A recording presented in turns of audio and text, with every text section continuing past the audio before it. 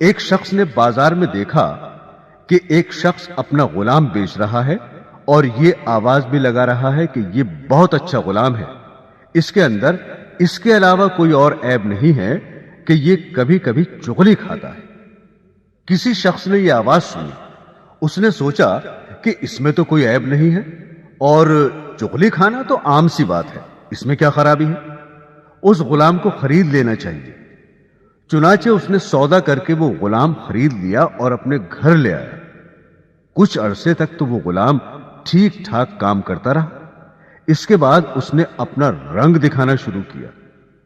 چونکہ چغل خوری کے اندر وہ ماہر تھا، اس لیے اس نے چغل خوری کے اندر اپنا کرتب دکھلایا اور سب سے پہلے وہ اپنی مالکہ کے پاس گیا اور اس سے جا کر کہا کہ آپ کے شوہر جو میرے آقا ہیں وہ کسی اور عورت سے تعلق رکھتے ہیں اور اس کے پاس آتے جاتے ہیں، اور عنقریب وہ آپ کو چھوڑ کر اس سے شادی کر لیں گے، اور میں آپ کی خیر خواہی کے لیے بتا رہا ہوں، کسی اور کو مت بتانا۔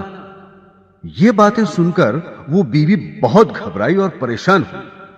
پھر خود غلام ہی نے اس کی پریشانی کا علاج بتایا کہ مجھے ایک ترکیب آتی ہے، تم اس پر عمل کر لو۔ وہ یہ کہ جب تمہارے شوہر سو جائے تو تم اس طرح سے ان کی داڑھی کے ایک دو بال کاٹ کر اپنے پاس رکھ لینا، پھر دیکھنا کیا ہوتا ہے، پھر وہ ہمیشہ تمہارے ہو کر رہیں گے، کبھی دوسری عورت کی طرف نظر نہیں اٹھائیں گے۔ عورت نے جواب دیا کہ یہ کیا مشکل کام ہے، یہ تو میں آج ہی کر لوں گی، خدا نہ خواستہ کل کو کچھ اور ہو گیا تو کیا ہوگا۔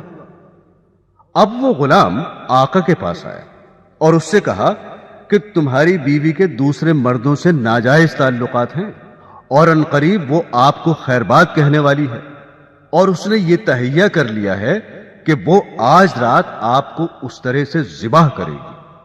اگر آپ کو میری بات کا یقین نہ ہو تو آپ جھوٹ موٹ سو کر دیکھنا، اور گلا نہ کٹ جائے تو مجھے بتانا۔ چنانچہ وہ آقا جا کر جھوٹ موٹ سو گیا، اور ادھر بیوی اس انتظار میں تھی کہ کب ان کی آنکھ لگے تو میں اپنا کام کروں۔ میاں کو نیند کہاں آتی، اس لیے اس نے مصنوعی خراٹے لینا شروع کر دیے۔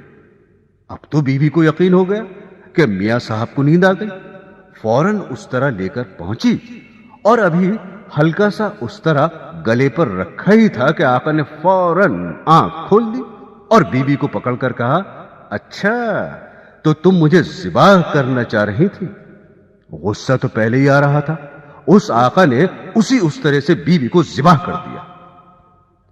جب بیوی کے خاندان والوں کو پتا چلا کہ شوہر نے ہماری بیٹی کو ذبح کر دیا ہے، انہوں نے آ کر اس طرح سے شوہر کو پکڑ کر ذبح کر دیا۔ اب شوہر کے خاندان والے بھی آ گئے اور دونوں خاندانوں میں خوب جھگڑا ہوا اور 20 لاشیں گر گئیں۔ تو محترم سامعین، آپ نے دیکھا کہ اس غلام نے ذرا سی چغلی سے کس طرح سے دونوں خاندانوں کو تباہ کر دیا۔ اسی لیے اس چغلی کو شریعت نے حرام قرار دیا ہے۔